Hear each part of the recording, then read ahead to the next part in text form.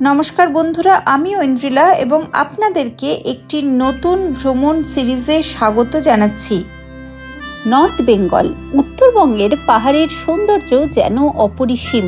গত পর্বেই আপনাদের দেখিয়েছি সেই পাহাড়ের সৌন্দর্য উপভোগ করতে আমরা কলকাতা থেকে কিভাবে এসে পৌঁছলাম উত্তরবঙ্গে। নিউ জলপাইগুড়ি স্টেশনে নেমে সেখান থেকে চললাম শিলিগুড়ির উদ্দেশ্যে। নিউ জলপাইগুড়ি স্টেশন থেকে হোমস্টে পর্যন্ত যেতে ৩৫০০ টাকা মতন পড়ে। পিক সিজনে এই ভাড়া ছোট গাড়ির জন্যই ৪৫০০ টাকা পর্যন্ত উঠতে পারে। ডেসক্রিপশনে এবং স্ক্রিনে গাড়ি বুকিংয়ের ফোন নাম্বার দিলাম। তবে এটা হোমস্টের গাড়ি, আলাদা করে গাড়ি বুকিং হয় না। যদি হোমস্টেতে থাকেন তাহলেই এই গাড়ি বুকিং হতে পারে। চলে এলাম হোমস্টেতে। মোটামুটি 10:30 থেকে 2টো বাজার কথা ছিল, 2টোর মধ্যে ঢোকার কথা ছিল। মাঝে আরও কিছুটা টাইম আর কি সাইট সিইং না, ওই যেটা পার্কে আর কি ঘুরছিলাম একটুখানি, আরও 2-1টা জায়গায় দাঁড়িয়েছিলাম, সেই জন্য একটুখানি টাইম গেছে। বেশ সুন্দর ছিমছাম হোমস্টে। এখন এই মুহূর্তে ওয়েদার ভালো নয়, এই জায়গাটা কুয়াশাচ্ছন্ন মেঘাচ্ছন্ন হয়ে রয়েছে, সেই জন্য কাঞ্চনজঙ্ঘা দেখা যাচ্ছে না। আদারওয়াইজ কিন্তু এখান থেকে কাঞ্চনজঙ্ঘা দেখা যায়। লোকেশনটা ভালো কেন, আরও একটা কারণে, সেটা হচ্ছে যে বেশ কিছু হোমস্টে আছে অনেকটা নিচে। এটা একদম গাড়ি এই পর্যন্ত এসে দাঁড়ালো, গাড়ি জাস্ট এখানে এসে দাঁড়িয়েছে এই জায়গায়, জাস্ট আমি নেমে চলে এলাম এইটুকু।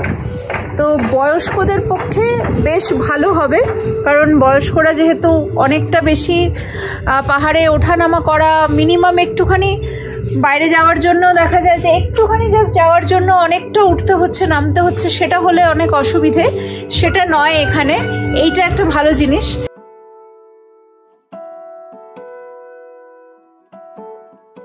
যাবার সাথে সাথেই গরম গরম চা দিয়ে অভ্যর্থনা করলেন ওনারা। নিশ্চল হোমস্টেটি ছোট্টখাট্ট ছিমছাম সাজানো সুন্দর হোমস্টে।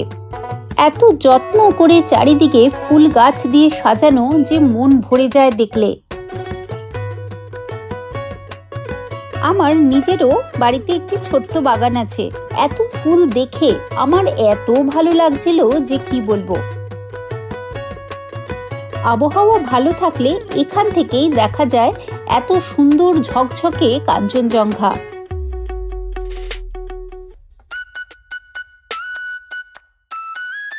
এই হোমস্টেতে টোটাল 12 জনের থাকার বন্দোবস্ত আছে। আমরা যে রুমগুলোতে রয়েছি সেরকম টোটাল 3টে রুম রয়েছে। প্রত্যেকটা রুমেই 2টো করে ডাবল বেড রয়েছে।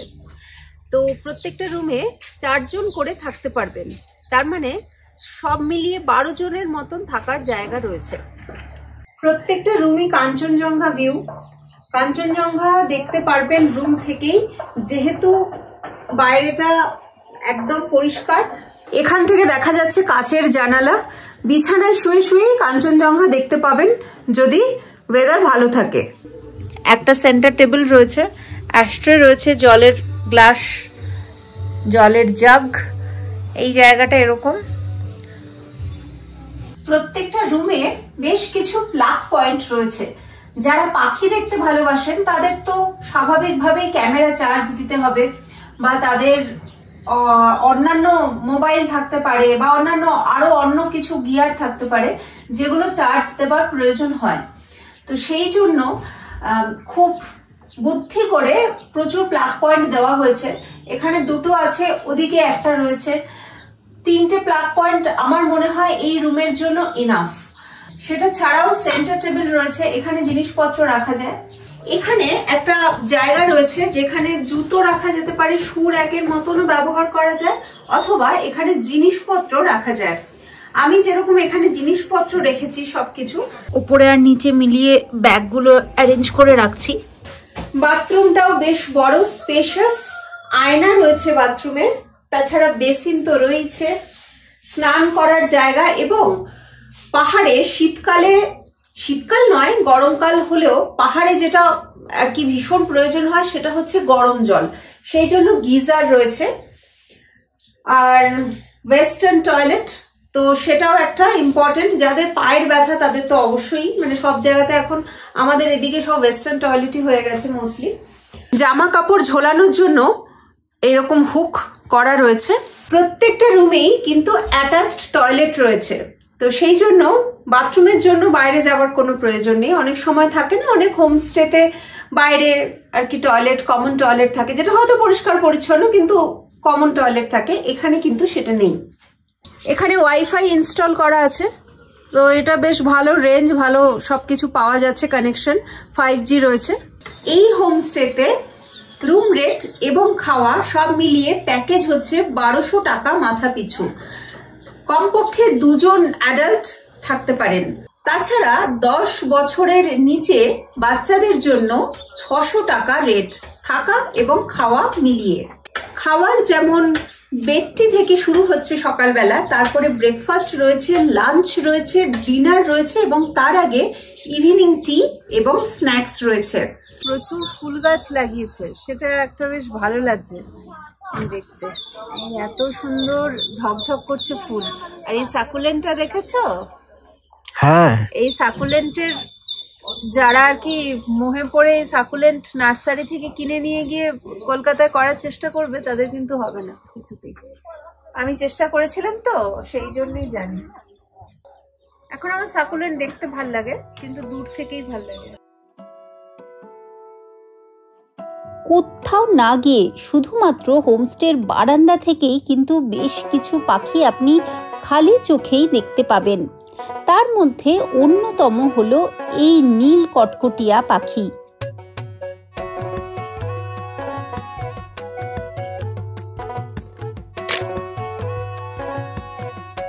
আবাবিল পাখিরা যখন ওড়ে তখন কিন্তু তাদের ছবি তোলা বেশ কষ্টকর, তাই জন্য তাদের বসার অপেক্ষা করলে সব থেকে ভালো। ব্লু ফ্রন্টেড রেডস্টার্টের বাংলা নাম কিন্তু সেভাবে পাওয়া যায় না। এই পাখিটা নিতান্তই পাহাড়ের পাখি।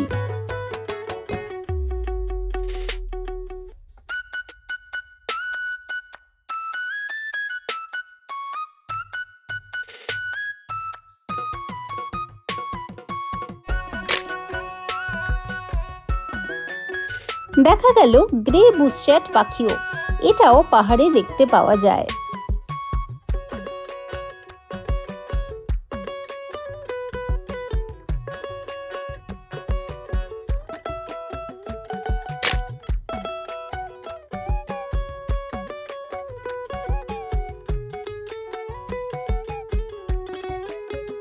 মথটাকে কিন্তু চড়াইটা খেলো না, শুধু শুধু ওর প্রাণটা গেল।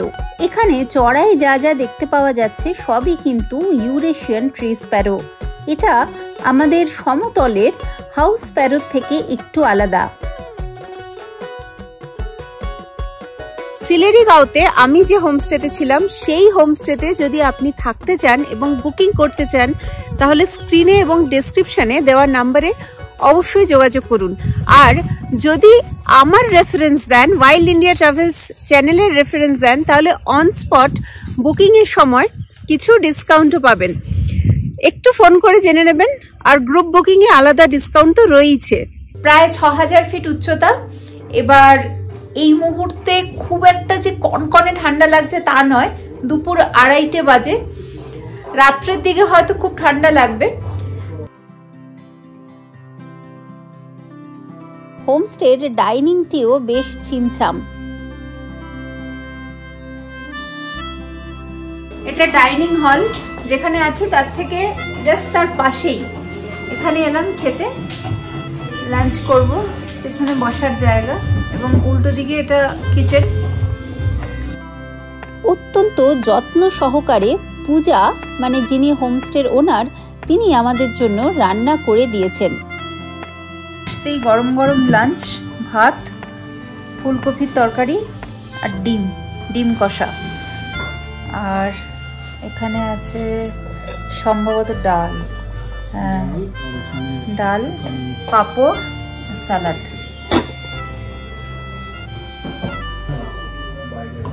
একটু আচার নিলাম।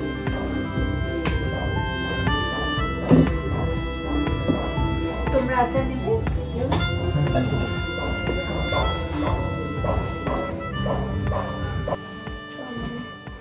ভীষণ টায়ার্ড হয়ে এসেছিলাম, অনেকটা রাস্তা, প্রায় 3.5 ঘন্টা মতন লাগলো।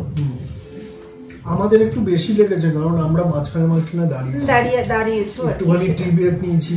হ্যাঁ, ওই বুধা পার্কের ওখানে একবার দাঁড়ালাম। যাই হোক, 3.5 ঘন্টা পর এসেই গরম গরম লাঞ্চ, দারুণ ভালো লাগছে। আর সব থেকে ভালো বিষয় হচ্ছে পরিবেশটা বেশ ভালো লাগছে। যদিও ওয়েদারটা এখন একটু খারাপ হয়ে গেছে, একটু ডাল হয়ে গেছে, তো সকালবেলা আশা করছি, সকালবেলা উনি বললেনও যে ভিউটা খোলা ছিল, পাশেই তো কাঞ্চনজঙ্ঘা সাইড থেকে দেখা যায়, তো ভাগ্য ভালো থাকলে আগামীকাল সকালবেলা দেখা হবে। কেমন লাগছে খেয়ে খাবার দাবার টেস্ট? পাহাড়ের খাবার তো আমার সবসময় ভালোই লাগে, মানে সিম্পল কিছু করে রাখে ওরা, ডাল ভাত, একটুখানি ডিম, বেশি ঝালও নেই, বেশি ঝাল নেই, হ্যাঁ ভালো তৈরি করে দেয়। তোমার কেমন লাগলো খেয়ে? ভালো। খাওয়া দাওয়া শেষে আমরা একটু হাঁটতে বেরোলাম। কিছু দূর হোমস্টে থেকে বেরিয়ে যাবার পর তারপরে আমরা একটা এমনি ট্রেল ধরে ওপরের দিকে উঠতে থাকলাম। ইচ্ছে আছে একটু ওপরের দিকে উঠে কোথাও থেকে সানসেট দেখব। চারপাশটা একটু দেখিয়ে নি। রাস্তা খুব ভালো, পরিষ্কার। পেছনে আরও অনেক হোমস্টে, এই জায়গাটাতে যেখানে রয়েছি সেখানে আশেপাশে অনেক হোমস্টে আছে। কিছু আছে ওপরের দিকে উঠে যাওয়া, কিছু আছে নিচের দিকে নেমে যাওয়া। তার মধ্যে থেকে আমার মনে হয়েছে যে আমি যেটায় রয়েছি, নিশ্চল হোমস্টে, সেটা কিন্তু একদম রাস্তার জাস্ট পাশেই, তো এটা একটা বিশাল অ্যাডভান্টেজ। এখন তো ক্লাউডি আছে ওয়েদার, কিন্তু তাও কিছু কিছু পাখির দেখা পাচ্ছি। সকালে আশা করছি আরও ভালো হবে। আমার তো মনে হয় এখানে প্রচুর পাখি থাকবে, কারণ আশেপাশে পুরো গ্রিনারি, দারুণ জায়গাটা। এখান থেকে একটুখানি উপরের দিকে ওঠা, সেটা খুব সামান্য আর কি একটা হাইকিং, আর উৎসাহ দেওয়ার জন্য তো এরা রয়েছে, ঠিক আগে আগে যাচ্ছে।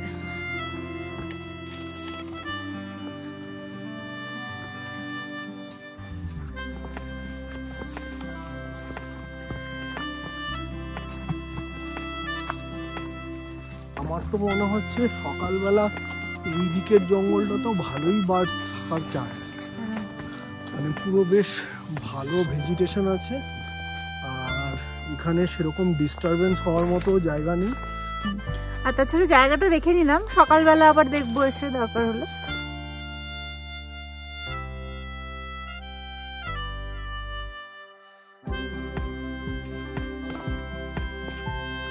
রাস্তাটা সরু এমনিতে, যারা বৃদ্ধ পায়ে অসুবিধা আছে তাদের না আসাই ভালো। একটুখানি উঁচু নিচু রয়েছে, যদি আসে না খুব সতর্কভাবে খেয়াল করে চলতে হবে।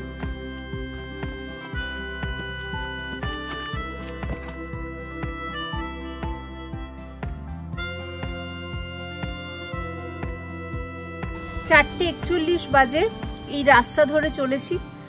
সবার যেখানে আধ ঘন্টা সময় লাগবে, আমাদের একটু বেশি সময় লাগছে। জঙ্গলের মধ্যে দিয়ে এরকম বিভিন্ন ট্রেল রয়েছে, আপনারা ইচ্ছে করলে এই ট্রেলগুলো দিয়ে অনায়াসেই ঘোরাঘুরি করতে পারেন।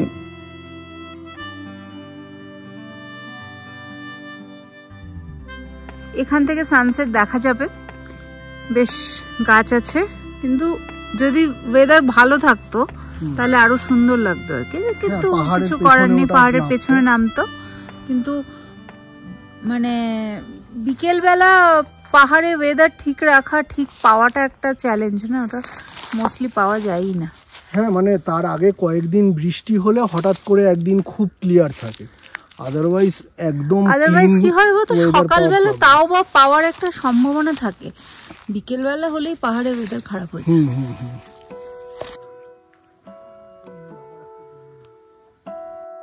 বনপথেও কিন্তু বেশ কিছু পাখি দেখতে পেলাম।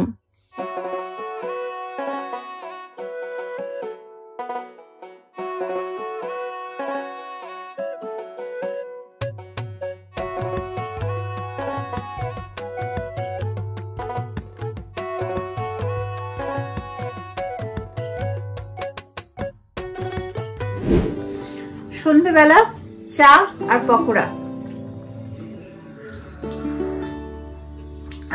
চাটা বেশ ভালো হয়েছে। পকোড়াটা কেমন? ভালোই। আচ্ছা, চা আর পকোড়া চলে এসছে। নিশ্চল হোমস্টেতে এসে আমরা এখন সন্ধেবেলা চা আর পকোড়া খাচ্ছি। পকোড়াটা জাস্ট অসাধারণ বানিয়েছে, মানে এত ভালো আর কি পকোড়া অনেকদিন বাদে আমি খেলাম। মানে নর্মালি এরকম পকোড়া সমস্ত হোমস্টেতেই দেয়, সন্ধেবেলা গেলেই পেঁয়াজি বা ছোট ছোট চিকেন পকোড়া এরকম বিভিন্ন জিনিস দেয়, কিন্তু এটা এত মানে নরম তুলতুলে দারুণ সুন্দর করেছে। আমার বাইরেটা পুরো ক্রিস্পি, দারুণ লাগছে খেতে। তার সাথে চাটা দিয়েছে, যে চাটাও ভীষণ সুন্দর, মানে ওদের আর কি একটা আলাদাই আর কি টেস্ট আছে, সেটা বোঝা যাচ্ছে। কেমন ঠান্ডা লাগছে? এখন তো প্রচন্ড ঠান্ডা আছে, মানে এটা দার্জিলিং এর মতোই ঠান্ডা। মানে আমরা মোটামুটি ওই গুগল থেকে যা দেখে এসেছিলাম, এখানে সিলেরিগাঁওতে রাত্রিবেলার দিকে 8-9 ডিগ্রি টেম্পারেচার এই সময় থাকে মার্চ এপ্রিলে। তো সত্যি ওরকম ঠান্ডা, পুরো কাঁপিয়ে দিচ্ছে। মানে ঘরে আর কি ওই কম্বলের তলায় বসে থাকা ছাড়া সেরকম মানে কিছু করা মুশকিল। জাস্ট এই সন্ধেবেলার পরে একবার ডিনারের সময় একটু বেরোই, বাইরে গিয়ে এখানে ঘরে একটুখানি খেয়ে এলাম ওদের ওখানে, নয়তো বেরোনো খুব মুশকিল বাইরে এই সময়। বেশ ভালো ঠান্ডা। আর এখানে আরও একটা ব্যাপার এখন স্পেশালি হচ্ছে যে সারাদিন প্রচণ্ড হাওয়া দিচ্ছে, হাওয়াতে অনেকটা ক্লাউডও টেনে আনছে, যার ফলে সারাদিন একটু মেঘলা মেঘলা হয়ে থাকছে। লাইটটা আমরা ভালো পাইনি আজকে বার্ডিং করার সময়, কিন্তু হাওয়াটা পুরো কনকনে হাওয়া। এমনিতে রুমের খাবার দেবার কথাও বলেছে। আর একটা জিনিস জানাই, এইটা আমাদের রুম, এখানে 3টে রুম আছে। এইটা আমাদের প্রথম রুমটা আমাদের, আর এখান থেকে বেরিয়ে এই যে এখানে আলো জ্বলছে এইটুকু মাত্র যেতে হচ্ছে। এইখানে হচ্ছে ডাইনিং স্পেসটা, এইটুকু শুধু যাচ্ছি। হ্যাঁ হ্যাঁ, এখানে সকালে আমরা তো ব্রেকফাস্ট করেছি, তো এখন আমরা ঘেরা জায়গায় ভালো, বাবা বাইরে দাঁড়ানো যাচ্ছে না। বাইরেটা সুন্দর করে সাজানো, কিন্তু তাও হ্যাঁ ভাল লাগছে দেখতে, কিন্তু দাঁড়ানো যাচ্ছে না, এত ঠান্ডা। বাবারে, আরেকটা বিরাট বড় হেল্প হয়েছে, সেটা হচ্ছে ওয়াইফাইটা রয়েছে। হ্যাঁ হ্যাঁ, মানে সারাক্ষণ এই যে বিভিন্ন রকম অফিসের কাজ বা আমাদের এই ইউটিউবের কাজ, ফেসবুকের কাজ, এই সব বিভিন্ন কাজে ওয়াইফাই ছাড়া মানে কাজ করা আজকালকার দিনে ভীষণ চাপ।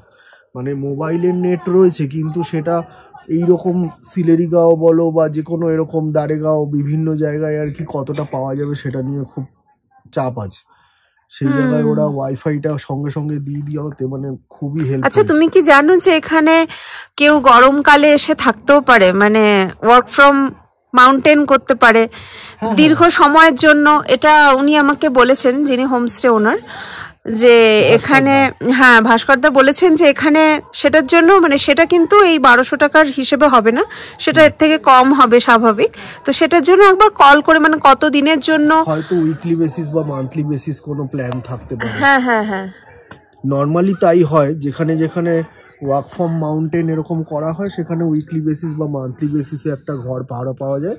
হ্যাঁ হ্যাঁ, এখানে সেটার জন্য স্ক্রিনে আর ডেসক্রিপশনে দেওয়া নাম্বারে কল করে নিতে হবে কত টাকা পড়ছে খাওয়া দাওয়া সমেত, সেটা তাহলে আপনি ডিসকাস করে নিতে পারবেন। মানে ব্যাপারটা ভাবতেই আর কি খুব মজা লাগছে যে এরকম একটা বারান্দায় বসে বসে অফিসের কাজ করব আর এই পাশটায় কাঞ্চনজঙ্ঘা দেখা যাবে। আরো একটা ব্যাপারের জন্য অনেকে এরকম জায়গায় এসে থাকে, সেটা হচ্ছে যদি কেউ রিসার্চের কাজ করে, যে এরকম পাহাড়ি জায়গায় কোনো গ্রামে টামে থাকবো বা সেগুলো জঙ্গলের মধ্যে কোনো একটা কিছু নিয়ে রিসার্চ করব, তারা অনেক সময় এরকম খোঁজে যে আমরা আর কি এরকম হোমস্টে কোথায় পাবো বা সেখানে আমাদের কন্ট্যাক্টস কি আছে বা তারা কত টাকা নেবে, এরকম খুঁজে বেড়ায়।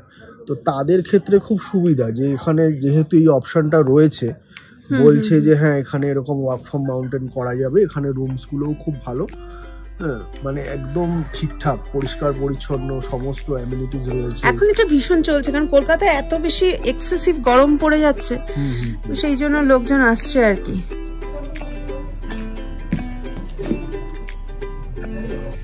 রাতে ডিনার রুটি, চিকেন আর আলু ভাজা।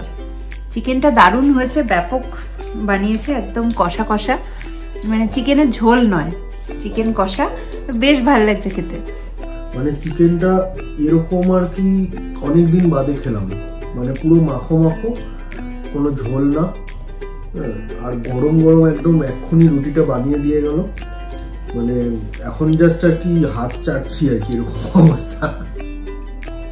আজকের এই ভিডিও এখানেই শেষ। পরের পর্বের জন্য ওয়েট করুন। যদি এই ভিডিও ভালো লাগে, যদি এই হোমস্টেটা ভালো লাগে, তাহলে অতি অবশ্যই কিন্তু ফোন করবেন, আর এই চ্যানেলটাকে সাবস্ক্রাইব করে রাখবেন, নোটিফিকেশন অল করে রাখবেন, ফেসবুকে আর ইনস্টাগ্রামে ফলো করে রাখবেন।